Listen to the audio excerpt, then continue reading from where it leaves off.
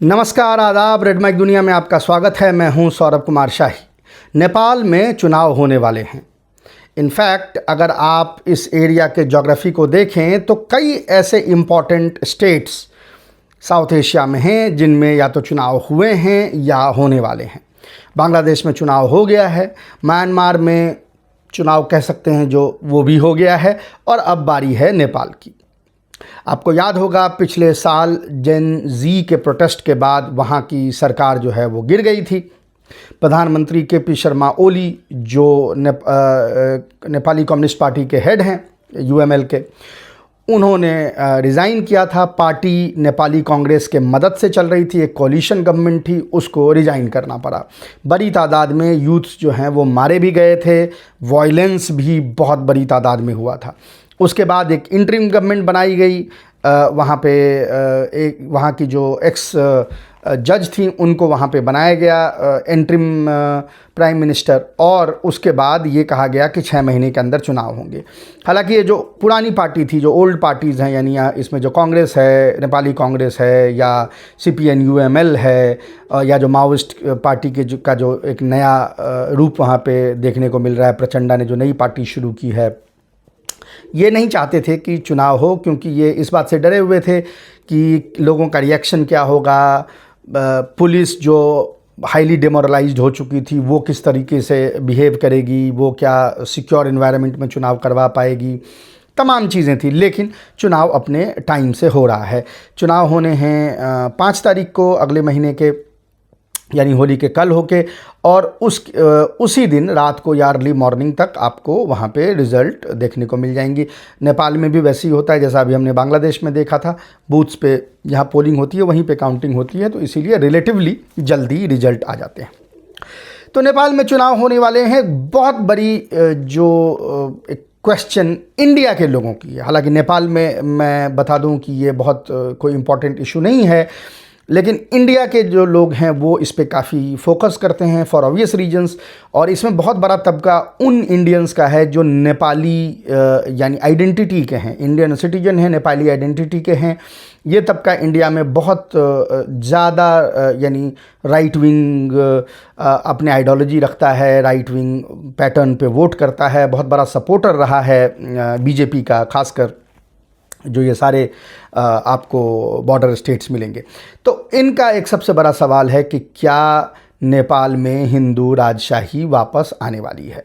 इन्होंने अपने आशा जो है ये लगा रखी है कि किसी तरह से वहाँ पे ये राजशाही जो है वो वापस आ जाए, और जो ज्ञानेंद्र वीर विक्रम शाह अभी जो वहाँ के डिपोज्ड किंग हैं उनको किसी तरह से सत्ता मिल जाए और नेपाल वापस से कॉन्स्टिट्यूशनल मोनार्की बन जाए, एक हिंदू कॉन्स्टिट्यूशनल मोनार्की में तब्दील हो जाए। राजा खुद चुनाव वहाँ नहीं लड़ सकता, तो उसके जो चट्टे बट्टे हैं वो एक उनकी एक रैदर पार्टीज़ थी, अभी वापस से वो यूनाइट होकर एक पार्टी बन गई है। पहले एक पार्टी बनी जिसका नाम था राष्ट्रीय प्रजातांत्रिक पार्टी। आप नाम से ही समझ सकते हैं कि उनकी आइडियोलॉजी क्या है। राष्ट्रीय प्रजातांत्रिक पार्टी में भी कई टुकड़े हो गए थे। उसके जो लीडर हैं राजेंद्र लिंगडेन, उन्होंने खैर वापस से उन सारे टुकड़ों को एक साथ किया और अब वो चुनाव लड़ रहे हैं।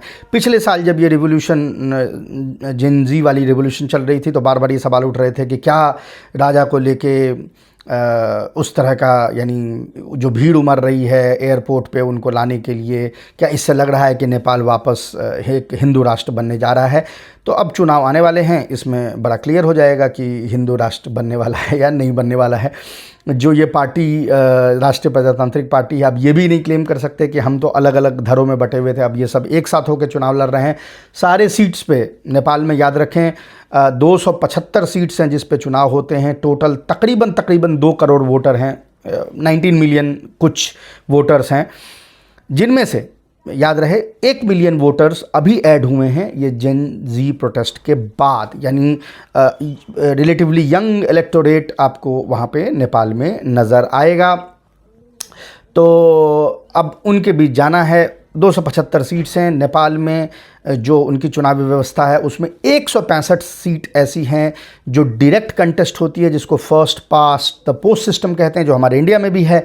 और तकरीबन 110 जो बाकी बचे हुए सीट्स हैं वो प्रोपोर्शनल रिप्रेजेंटेशंस में आते हैं, यानी उसमें जिसको जिस प्रोपोर्शन में वोट पड़ता है उसको उस प्रोपोर्शन में सीट्स जो हैं वो मिलती हैं। तो फिर दोनों को ऐड करके फाइनल टैली बनाई जाती है। याद रखें कि ये जो हाइब्रिड सिस्टम है जिसमें 60% सीट्स जो हैं वो first pass the post system से आ रही हैं और 40% सीट्स जो हैं वो प्रोपोर्शनल रिप्रेजेंटेशन से आ रही हैं, इसी हाइब्रिड सिस्टम के कारण नेपाल में जनरली एक पार्टी की बहुमत आपको नज़र नहीं आती है, क्योंकि ये बड़ा ही कॉम्प्लेक्स एक सिस्टम है जिसमें एक पार्टी का बहुमत पाना थोड़ा मुश्किल हो जाता है। अभी पिछले कई बार से ये चीज़ नहीं देखी गई है। तो खैर अब उसी में चुनाव हो रही है। तो अब ये जो राष्ट्रीय प्रजातांत्रिक पार्टी है ये भी लड़ रही है। जैसा मैंने कहा, फर्स्ट पास द पोस्ट की 165 सीटें हैं, उसमें 164 पे लड़ रही है। एक सीट पे वो किसी और को हेल्प कर रही है, यानी लगभग पूरे सीट्स पर लड़ रही है। लेकिन जो नेपाल के, अगर आप पॉलिटिक्स को ध्यान से देखेंगे, इस चुनाव के फाइनल बिंदु को ध्यान से देखेंगे, तो ना तो राजा और ना ही उसकी ये जो चट्टे बट्टों की पार्टी है, इन दोनों में से कोई भी वहाँ पे प्रोमिनेंट फिगर के तरह से नज़र नहीं आ रहे हैं। याद रहें, सोशल मीडिया पे एस्ट्रोटर्फिंग हम कहते हैं पॉलिटिकल साइंस में एक चीज़, उसमें बड़ी तादाद में इंडियन नेपलीज जो हैं वो इसको, चूँकि वो खुद राइट विंग मेंटालिटी के हैं और वो मोदी और योगी और इस तरह के उसमें रहते हैं, तो वो इस आवाज़ को ज़्यादा एम्पलीफाई करने की कोशिश करते हैं। आपको नेपलीज नाम भी नज़र आएंगे, आपको लगता है कि अच्छा जी बड़ा कोई एक रेवोल्यूशन सा चल रहा है ऑनलाइन, लेकिन ये मोस्टली इंडियन नेपलीज हैं। हमने पहले भी ये वीडियोस किए थे, उसमें आपको एग्जांपल्स देके बताए थे कि सबसे ज़्यादा जो वोकल ये जो प्रो राजा और जो प्रो ये जो पार्टी है रॉयलिस्ट, वो अकाउंट्स आपको इंडियन नज़र आएंगे। इंडियन अकाउंट्स हैं जो एस्ट्रोटर्फिंग करते हैं। एनीवे, तो अब जो चुनाव होने वाले हैं उसमें इस बार ऐसा लग रहा है कि प्राइमरी जो लड़ाई है वो दो पार्टी के बीच है। जाहिर है कि इसमें सबसे इम्पॉर्टेंट है राष्ट्रीय स्वतंत्रता पार्टी, आरएसपी वो पार्टी है जो पिछले चुनाव से कुछ ही महीने पहले जो है वो बनी थी। उसके लीडर वहाँ के नेपाल के बहुत famous TV anchor Ravi Lamichhane हैं। रवि लामिछाने जो हैं वो खुद काफ़ी पॉपुलर थे।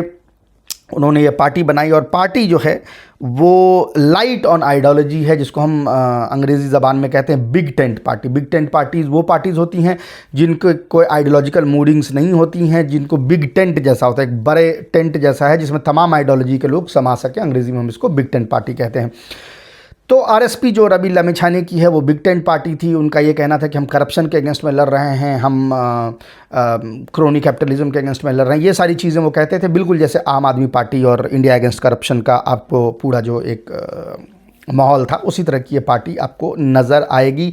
तो जाहिर है कि इस तरह की जो पार्टी होती है वो कहती तो है कि हम डिलीवर करेंगे, हमारा आइडियोलॉजिकल कोई अंडरपिनिंग्स नहीं है, आइडियोलॉजिकल मूडिंग्स नहीं हैं, तो हम डेवलपमेंटल उस पर फोकस करेंगे। लेकिन ये भी होता है कि फिर ये किसी तरफ जाने को तैयार होती हैं, जैसा हमने पिछली बार देखा कि ये माओइस्ट पार्टी यानी जो प्रचंडा की पार्टी थी उनके साथ भी इनकी हुकूमत थी और वहाँ भी ये डिप्टी प्राइम मिनिस्टर बने रहे, फिर होम मिनिस्टर भी बने और इनको दूसरे पार्टीज़ के साथ भी जाने में कोई गुरेज नहीं है। लेकिन इस बार जो इनके चांसेस बढ़े हैं वो इसलिए बढ़े हैं कि नेपाल में काठमांडू के जो बहुत पॉपुलर मेयर हैं बलेन शाह जाहिर है कि he has captured imagination of young generation. ये जो जेन जी हैं वो तो हैं ही हैं, उससे भी ऊपर के जो जनरेशन्स हैं यानी मिलेनियल्स वगैरह भी हैं, उनमें उनका बहुत बड़ा पैठ है। मेयर का इलेक्शन उन्होंने बड़े यानी एक मेजॉरिटी से जीता है और जिस तरीके से उनकी पॉपुलैरिटी रही है मेयरल उसको लेके, वो एक देखने वाली बात है। उन्होंने पहले कोशिश की कि वो अपनी एक पार्टी बना लें, एकाएक उनको एक जिसको कहते हैं नेशनल एस्पिरेशंस उनको आया, लेकिन वो पार्टी नहीं बना पाए। तमाम रीजन से वक्त कम था, फिनांसेस नहीं थे, तो ये हुआ कि ये जो रवि लामिछाने की पार्टी है जो आरएसपी है, इन्होंने उनसे कहा कि आप आ जाइए, आपको हम प्राइम मिनिस्टर कैंडिडेट बना देते हैं। तो अब वो आरएसपी के प्राइम मिनिस्टरल कैंडिडेट हैं। अच्छा, ये जो दोनों लोग साथ आए हैं, रवि लामिछाने और ये बालेन शाह, इनका ये भी बता दें ये कोई बहुत ही ऑर्गेनिक मिक्सिंग नहीं है। बहुत लोग पार्टी में ये कह रहे हैं कि पार्टी हो सकता है इलेक्शन का रिज़ल्ट आए उसके बाद टूट जाएगी, क्योंकि दोनों एक दूसरे को पसंद नहीं करते हैं, दोनों ही एस्पिरेशन हैं दोनों के प्राइम मिनिस्टर बनने की। तो फिर आप कहेंगे कि पार्टी साथ में क्यों आई है। जैसा मैंने कहा, बालेन शाह अपनी पार्टी नहीं बना पाए। आरएसपी चूँकि एक इलेक्शन साइकिल पहले से लड़ रही है, तो उसके अपेक्षाकृत उसका जो कैडर बेस थोड़ा सा है और वो यानी एक प्रॉपर सिस्टम की तरह से वो फंक्शन कर रही है। याद रहे कि पिछली बार वो 4th लार्जेस्ट पार्टी बन के पार्लियामेंट में आई थी। दूसरा ये है कि सोशल मीडिया पे बालेन शाह जो हैं बहुत पॉपुलर हैं। उन्होंने अपनी पूरी की पूरी पर्सनालिटी जो है वो सोशल मीडिया के अराउंड बनाई है। बहुत ज़्यादा वो कोई इंटरव्यू वगैरह देते नहीं हैं और एक एनिग्मा जैसा अपने अराउंड उन्होंने बना के रखा है। उनके पहनावे, उनका नाम, वो हर चीज़ एनिग्मा है और उससे वो एक certain portion of which is a large portion of urban youth उसको अट्रैक्ट करते हैं। लेकिन गांव में अभी उनकी आइडेंटिटी नहीं है, वहाँ आरएसपी की आइडेंटिटी ज़्यादा है। उनका जो निशान है घंटी, उसकी आइडेंटिटी ज़्यादा है। रबी लमेछाने की आइडेंटिटी इनफैक्ट गांव में और छोटे शहरों में ज़्यादा है। तो ये परफेक्टली सिम्बियोटिक रिलेशनशिप है, दोनों साथ आ गए। एक को अर्बन पुल मिल रहा है बिकॉज ऑफ बालेन शाह और बालेन शाह को रूरल पुल और छोटे शहरों का पुल मिल रहा है बिकॉज ऑफ रबी लमेछाने और आरएसपी। रैदर आपके कहने के पार्टी के कारण मिल रहा है, रबी के कारण नहीं मिल रहा है। तो जिसको हम परफेक्टली सिम्बियोटिक रिलेशनशिप कहते हैं, वो यहाँ पे देखने को आपको नज़र आ रही है। जो बालेन शाह हैं, मैंने आपसे कहा कि वो एक एनिग्मेटिक वो रखते हैं, हमेशा ब्लैक में ड्रेस होते हैं। वो ढाका टोपी, ब्लैक कलर की ढाका टोपी, ब्लैक कलर का वो सुरवाल और वो तमाम जैकेट्स वगैरह वो ब्लैक कलर की पहनते हैं। और एक जिसको कहता है इमेज, वो कई लोग ये कहते हैं कि वो इस तरह से देना चाहते हैं कि जैसे वो नेपाल के जो पुराने किंग थे महेंद्र वीर विक्रम शाहदेव, उनके जैसा वो बैठते हैं और इस तरह से। तो एक वो प्रोजेक्ट करने की उनकी कोशिश रहती है। सोशल मीडिया के थ्रू ही ऑपरेट करते हैं जैसा मैंने कहा, और बहुत ज़्यादा उसी के थ्रू वो उनका इंटरेक्शन रहता है। हालांकि अभी तक हेल्पफुल रहा है। दूसरी तरफ नेपाली कांग्रेस है, जो जाहिर है कि बहुत पुरानी पार्टी है, बहुत इंट्रेंच्ड है, लेकिन सत्ता में नहीं रह पाई है डायरेक्टली। यानी कोलिशन में तो थी लेकिन डायरेक्टली सत्ता में नहीं रह पाई है पिछले कई बार से। तो यानी वो लीडरशिप उनके हाथ में नहीं रही है। उनको मौका मिला है कि वो अपने आप को रीइन्वेंट करें। पुराने लीडर्स जो हैं उनको साइडलाइन कर दिया गया है और वो खुद अपने आप को रीइन्वेंट कर रहे हैं। रिलेटिवली यंग 50 साल के गगन थापा जो हैं उनको हेड बनाया गया है और गगन थापा कोशिश ये कर रहे हैं कि पार्टी को रिवाइव करें, यूथ्स के साथ कनेक्ट करें, जो नए तरीके का कैंपेन होता है वो करने की कोशिश कर रहे हैं। साथ ही साथ एक और भी कोशिश नेपालीज़ कांग्रेस पार्टी की है, वो ये है कि जो उनका ट्रेडिशनल बेस है मधेश का, वहाँ पे वो वापस से यानी अपनी ज़मीन जो है तलाशें। याद रहे मधेश में जो लोकल पार्टीज़ हैं वो सीट वो भी जीतती रही हैं। इनफैक्ट पिछले बार जो कम्युनिस्ट पार्टी थी यूएमएल, उन्होंने सबसे ज़्यादा सीट वहाँ पे जीती। तो वहाँ पे ये कोशिश कर रहे हैं अपने पाँव को वापस से पसारने की। इसके लिए उन्होंने कई कोशिशें की हैं। उन्होंने अपना मैनिफेस्टो जनकपुर में रिलीज़ किया है, जो कि मधेश का एक बहुत बड़ा टाउन है। और उनके जो लीडर हैं, यानी ये जो गगन थापा साहब हैं जो नए हैं बिल्कुल, वो सिराहा 4 कंस्टिट्यूंसी से लड़ रहे हैं, जो कि अगेन मधेश के अंदर आता है। तो यानी कोशिश ये है कि कहीं ना कहीं से वो मधेश में अपने आप को इस्टेब्लिश करने की कोशिश करें। वहाँ पे उसको काउंटर करने के लिए आरएसपी भी अपनी पूरी मेहनत कर रही है। याद रहें ये जो बालेन शाह जो अभी मेयर हैं काठमांडू के, इनके बारे में एक बहुत इंटरेस्टिंग बात ये है कि ये हैं एक्चुअली मधेशी। इनका एक्चुअली सरनेम इनका शाह नहीं है, इनका सरनेम शाह है, जो अपने यहाँ ईस्टर्न यूपी और बिहार में बनिया और तेली जो कास्ट के लोग हैं वो लगाते हैं, और भी जो उस अम्ब्रेला में जो कुछ कास्ट आते हैं। और ये हालांकि इनकी पैदाइश जो है महोत्तरी डिस्ट्रिक्ट में हुई है, जो कि मधेश में है, लेकिन पले बढ़े हैं काठमांडू में। और अपने आप को कभी मधेशी की तरह इन्होंने पिछले 3-4 साल से, जब से वो मेयर रहे हैं 3.5 साल से, उन्होंने प्रेजेंट नहीं किया है। लेकिन अब पार्टी इनको इस तरह से प्रेजेंट कर रही है कि इनको प्रधानमंत्री बनाओ तो मधेश से पहला प्रधानमंत्री होगा। अच्छा, लोग ये भी कह रहे हैं कि भाई जब शाह थे SAH तो बदल के शाह SHH क्यों कर दिया? ये कोशिश तो नहीं है कि लोगों को भरमाने की कि हम किसी न किसी तरह से क्वासी रॉयल हैं, यानी हम कहीं ना कहीं शाह फैमिली से रिलेटेड हैं। मैंने आपको कहा ही वो ड्रेसअप वगैरह वो पूरा वो बैठने की सारी चीज़ें वो महेंद्र वीर विक्रम शाह जैसा करते हैं।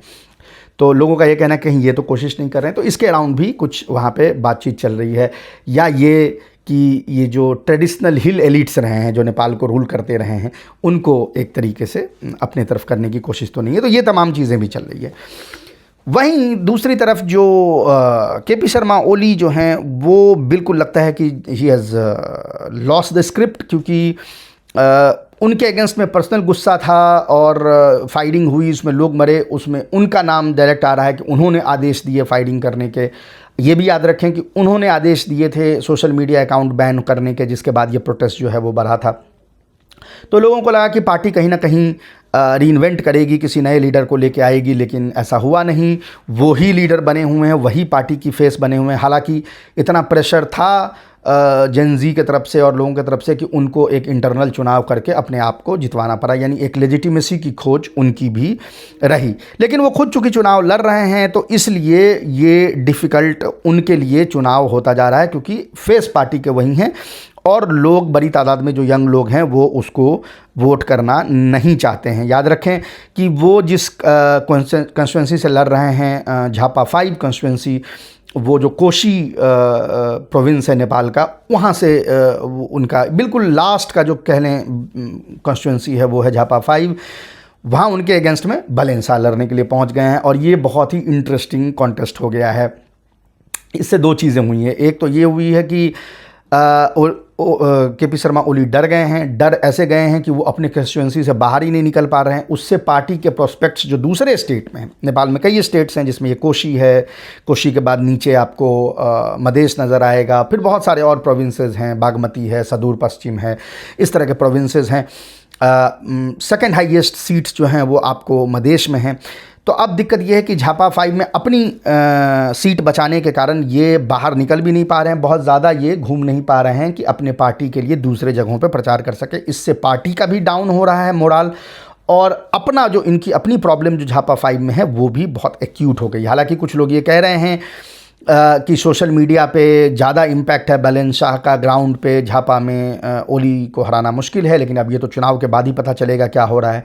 कुछ लोगों से जो हमारी बात हो रही थी नेपाल में, वो ये कहते हुए नज़र आए, जिसमें से कि इनके पार्टी के कैडर हैं, इनके पार्टी के कैडर में भी हो सकता है कि कैडर लाइन पे वो वोट करें पार्टी लाइन पे, लेकिन एक इनके अगेंस्ट एंगर है। वो ये बात कह रहे हैं बार बार कि भाई आपको नए लीडरशिप को पनपने देना चाहिए था। दोनों जो कम्युनिस्ट पार्टी नेपाल की है, चाहे वो प्रचंडा की हो चाहे ओली की हो, ये लोग अपने पार्टी में नए लीडरशिप को पनपने नहीं दे रहे हैं। तो बहुत सारे इनके अपने कैडर ये कह रहे हैं कि हम झापा में कोशिश ये करेंगे कि फर्स्ट पास द पोस्ट में हम बालेन को वोट करेंगे, लेकिन प्रोपोर्शनल रिप्रेजेंटेशन में हम अपनी पार्टी को वोट करेंगे, ताकि पार्टी को बहुत सीटें कम ना हो लेकिन ये हार जाएं, ताकि पार्टी अपने आप को रीइन्वेंट कर सके नए लीडरशिप के अराउंड में। तो ये सब बातें भी हो रही है। इसने झापा 5 के सीट को बहुत ही इंटरेस्टिंग बना दिया है। अच्छा, जो सोशल मीडिया पे अगेन मैं अपने प्राइमरी क्वेश्चन की तरफ आता हूँ कि ये जो प्रजातांत्रिक पार्टी हैं, ये जो रॉयलिस्ट पार्टी हैं, इनका किस तरह से बेस है और ये कहाँ पे जानी है। देखिए, क्राउड एक अलग चीज़ होती है। क्राउड में जब आप वोट करने जाते हैं तो आप क्राउड में जब आप जाते हैं किसी को सपोर्ट करने, तो आप क्राउड का हिस्सा होते हैं। जब आप पोलिंग बूथ पे जाते हैं तो आप इंडिविजुअल होते हैं और इंडिविजुअल सेंट्रिक वोटिंग पैटर्न होता है। हो यूँ रहा है कि देखिए, नेपाल कोई भारत है नहीं। वहाँ पर वो एक नॉर्थ इंडिया में जिस किस्म का एक उदंडता वाली जो एक हिंदुत्व आइडियोलॉजी आपको यहाँ नज़र आती है, वो वहाँ एग्जिस्ट नहीं करती। मैंने बहुत मामले में नेपाल के हिंदुज़म को साउथ इंडिया के हिंदुज़म के तरह से देखा है, जहाँ पे कि लोग बहुत ज़्यादा रिलीजियस हैं, यानी वो रिलीजियस इमेजरी या उनके आइडेंटिटी का हिस्सा है। वो तिलक लगाएंगे, वो फूल माला पहनेंगे, वो मंदिर जाएंगे, लेकिन उसका वो पॉलिटिकल इम्प्लीमेंटेशन रोड पे नहीं नज़र आता। उस तरह से वो एक जो हुड़दंगई जो नॉर्थ इंडिया में चलती है वो वहाँ पे है नहीं। तो इसीलिए इस तरह की जो पार्टी हैं उनको बहुत ज़्यादा कोई सपोर्ट नहीं है। दूसरा ये है कि जहाँ तक हिंदू आइडेंटिटी का सवाल है, तो ये सारे लीडर्स कम्युनिस्ट पार्टी को छोड़ दें, चाहे वो बालेन शाह हों, चाहे वो गगन थापा जो कांग्रेस के, नेपाल कांग्रेस के हैं, ये सब मंदिर मंदिर घूम रहे हैं, अपना टीका टूका लगा रहे हैं। इनफैक्ट आप बालेन शाह के फेसबुक को देखेंगे तो वो धर्मो रक्षति रक्षतः भी लिख रहे हैं। जिस दिन कोई बड़ा फेस्टिवल है या जैसे शिवरात्रि है, इस तरह की कोई चीज़ है, वो भी कर रहे हैं, लेकिन मुसलमानों को भी बधाई दे रहे हैं रमज़ान की। तो एक वो जिसको इन्फिनिटी कॉम्प्लेक्स कहते हैं, जो नॉर्थ इंडिया में आपको नज़र आती है, वो वहाँ पे एग्जिस्ट नहीं करती है, और ना वो हुड़दंगई एग्जिस्ट करती है। तो इसीलिए वहाँ जो ये पार्टीज़ हैं जो हिंदू मोनार्की को इस्टेब्लिश करना चाहते हैं, उनका जो वो एक आप कह सकते हैं कि अपील जो है वो वैसा है नहीं, क्योंकि वो वहाँ के वोटर उस तरीके से नहीं देखते कि भाई तुम ही एक झंडा बरदार हो हिंदुज़म के, बाकी लोग नहीं हैं। इस तरह का वहाँ पे पॉलिटिक्स नज़र नहीं आता और इसीलिए ये पार्टीज़ जो हैं वो बियॉन्ड ए पॉइंट अपना वहाँ पे इम्पैक्ट नहीं कर पानी। अब इस चुनाव में देख लेंगे कि कितने % इनको वोट आते हैं, उससे बड़ा क्लियर हो जाएगा कि कितना इनका डोमिनेंस सोसाइटी में रहता है। अगेन बहुत जल्दी चुनाव होने वाले हैं, बहुत जल्दी ही आपको नज़र आ जाएगा। जहाँ तक फॉरेन यानी रिलेशंस का सवाल है तो वो भी इंटरेस्टिंग होगा देखने के लिए कि इसके बाद क्या होता है। जाहिर है भारत नहीं चाहेगी कि दोनों कम्युनिस्ट पार्टी जो हैं वो सत्ता में आए, लेकिन बालेन शाह भी कोई ऐसा नहीं है कि वो बड़ा इजी उनके लिए होगा। अभी फ़िलहाल हालांकि उन्होंने मैनिफेस्टो में जो एक बहुत बड़ा BRI, जो चाइना का BRI बेल्ट रोड इनिशिएटिव है, उसके अंदर एक प्रोजेक्ट था धमक इंडस्ट्रियल पार्क, वो धमक इंडस्ट्रियल पार्क का उन्होंने अपने मैनिफेस्टो से उसको हटा दिया है। लोगों का कहना है कि भारत इसको लेके बहुत खुश नहीं है क्योंकि ये सिलीगुड़ी कॉरिडोर के पास है। हालांकि इंडस्ट्रियल पार्क है, यहाँ कोई मिसाइल तो बन नहीं रही, लेकिन फिर भी भारत के अपने कंसर्न हो सकते हैं, तो बालेन ने उसको एकोमोडेट किया है। इसको लेके थोड़ा विरोध भी है झापा में। वो कह रहे हैं कि भाई यहाँ नौकरी आने वाली थी, इंडस्ट्रियल पार्क बनने वाला था, आप उसको बंद कर रहे हैं जस्ट बिकॉज कि भारत कह रहा है। तो इनके लिए भी आसान नहीं होगा। आप अगर इनके अपने ऑफिस में इन्होंने पीछे जो मैप लगा रखा था उसमें जो भारत जिन एरियाज़ को क्लेम करता है और काउंटर क्लेम नेपाल का है, वो उस मैप में वो भी दिख रहे थे, लेकिन दूसरी तरफ उन्होंने विजिट करने से मना कर दिया चाइना। तो एक मिक्स सिग्नल देना चाह रहे हैं कि हम किसी के नहीं हैं, हम एक इंडिपेंडेंट फॉरेन पॉलिसी अपना रखना चाहते हैं। वहाँ पर भी वो वही अपना महेंद्र बीर विक्रम शाह वाला जो है अपना एक इमेज बनाने की उनकी कोशिश है। अब देखना ये है कि इनमें से इन चीज़ों में से क्या चीज़ जो है वो फाइनली वर्क करती है लोगों पे। अगेन जैसा मैंने कहा, यूथ बड़ी संख्या में इस बार पार्टिसिपेट करेगा। इसके पूरे चांसेस हैं कि RSP नंबर 1 पार्टी बन के भी उभर सकती है, लेकिन ये भी है कि कहीं ऐसा ना हो कि वोटिंग के दिन जो वो इंट्रेंच्ड जो कार्डर बेस्ड जो सपोर्ट है वो कांग्रेस का, नेपाली कांग्रेस का ऐसा है कि शायद नेपाली कांग्रेस इसको टिल्ट कर दे। एक चीज़ जिसकी श्योरिटी मानी जा रही है वो ये है कि दोनों जो कम्युनिस्ट पार्टी हैं उनकी सीट्स कम होंगी। कितनी कम होंगी ये देखने वाली बात होगी। कार्डर लाइन पे वोट करेगा नहीं करेगा, क्या करना चाहता है, ये सारी चीज़ें वहाँ पे एक इम्पॉर्टेंट एस्पेक्ट बन के उभरेगी। एक चीज़ जो श्योर है वो ये है कि नेपाल कॉन्स्टिट्यूशनल मोनार्की, हिंदू राजशाही नहीं बनने जा रहा है, एटलीस्ट निकट भविष्य में नहीं बनने जा रहा है। अभी के लिए इतना ही। हम आपसे फिर मिलेंगे किसी और इशू पे, तब तक के लिए नमस्कार।